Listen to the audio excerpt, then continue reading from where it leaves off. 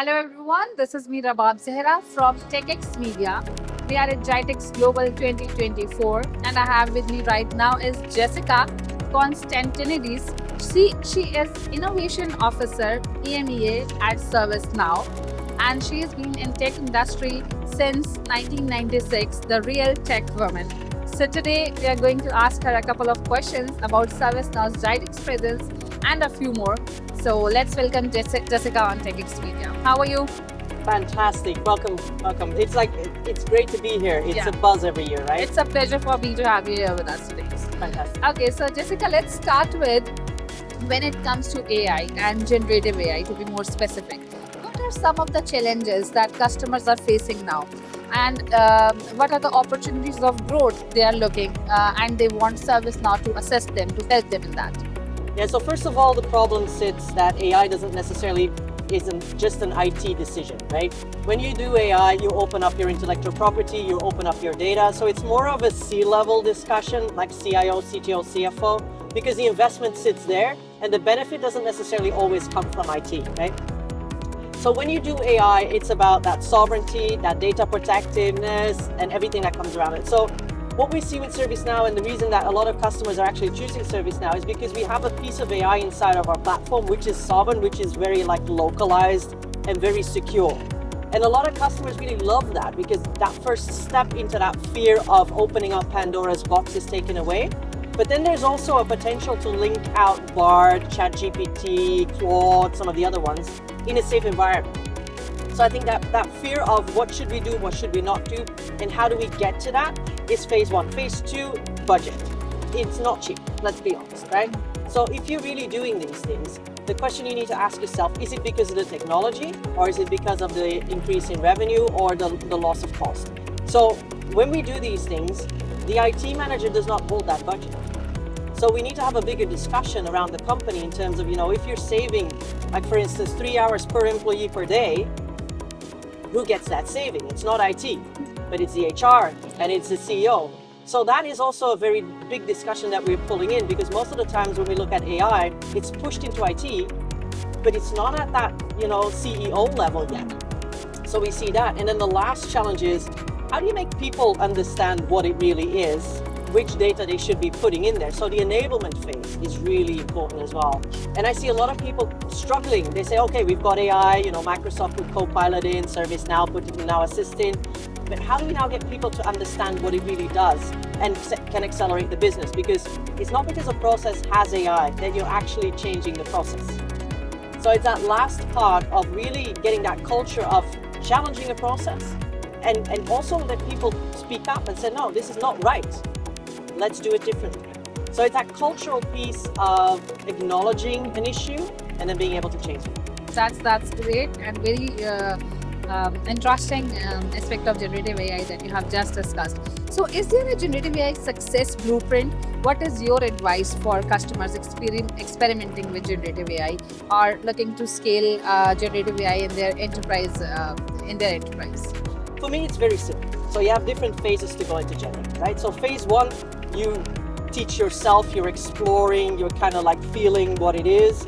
And that's a phase that could go through probably months, because by the time you get to the right data, by the time you understand what you can do and where you explore, that's the exploration phase. Then you go into finding one or two actual use cases, and then you start to implement.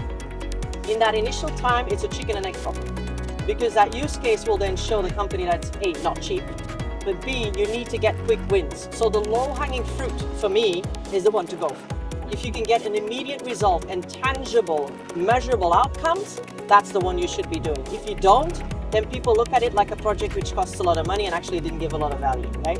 So then you move forward, and the more you start to integrate AI, the more you start to integrate GenAI, and the more you teach people how to use it, instead of somebody finding an Excel spreadsheet with a pivot table, you're asking a question on the AI to then implement that pivot table differently. So instead of me programming the pivot table and doing things, the AI will do it for me. That gives me free time to do other things. Yeah. So this is how we move gradually. And then in that phase, there is a trust versus non-trust. So first phase, the human decides. So the AI suggests, and we then still choose based upon our gut feeling, do we not? Phase 2, we get sick and tired of saying yes, we do. And then phase 3, we trust it. And then we will only rectify and correct once it's done. So it's that whole trust phase that you need to go through as well. And as a lot of people say, trust is earned in drops but lost in buckets. So you've got to make sure that you do it correctly before you get to that phase. Now, not doing anything is also an issue, because a lot of people are not looking at the cost of not doing AI.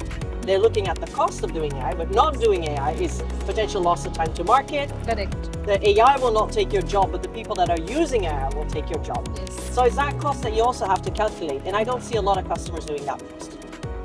Yeah, so it's not a one-day thing. No. It's a complete process that they have to go through. Exactly. Moving forward, ServiceNow recently announced its most comprehensive concept of set of innovation. So can you elaborate on that?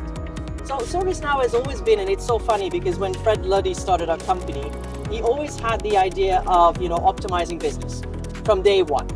Now he came from Peregrine, so his first injection into an example of that was ITSM. So we have had this stamp of ITSM onto ServiceNow for the last few years. What we've always been is a business platform. So our goal into innovation and our goal into change is to figure out how do we now make everything that you have inside your organization, the SAPs, the Microsoft, the Workdays, the SuccessFactors, the VMwares, the EMCs, the Ciscos, whatever you might have, talk to each other, right? So we put this layer on top of it, but we don't always replace it. Sometimes we do, there's a gray zone somewhere, I'm gonna be very honest, but we don't normally replace it. Right. We put a common data layer. So basically what we normally do is we let everybody speak the same language. And when you speak the same language, the end-to-end process, hire to retire, procure to cash, whatever it might be, it's multiple business units and it's multiple platforms. Correct. So we make that work together.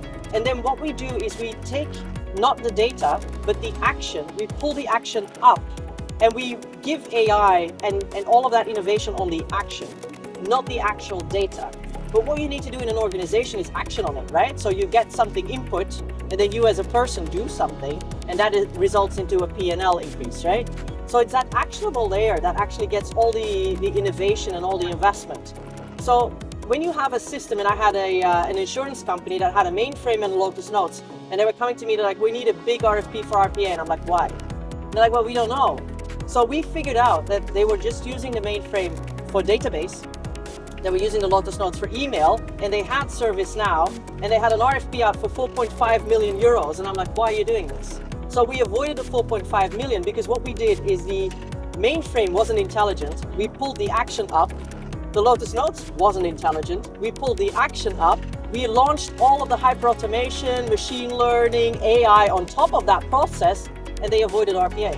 So this is where I think a lot of the benefits come when you're pulling up actions into a system that allows you to have that increase. We launch twice a year our major releases, which is like 17,000 different changes in there. Yeah. We have blueprints in there. We have verticals in there. We built with banking all of the standard, payment in error processes. So if you are a bank and you're looking for something new and you're trying to evolve, but your core banking system is not ready yet, if you put a ServiceNow on top of that, then immediately you have payment in error on an AI base. Yeah.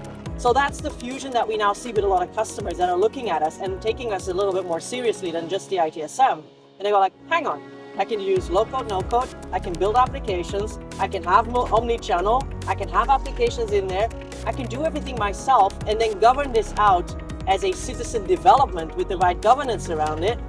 And then essentially when you look at it, your time to market shortens. You're increasing your competitiveness, you're increasing your P&L. And the customers that really embrace it, they skyrocket massively. And yes, it's an investment, but I think everything is an investment, right? It's not just ServiceNow, everything is an investment. So how do you bootstrap quickly? And how do you get quick wins? Is by putting something like GITEX. Yeah.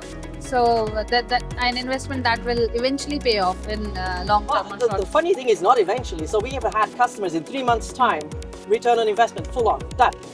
We have had, the biggest example we had when COVID hit, we had the NHS in Scotland, and they're like, holy smokes, we need to vaccinate people.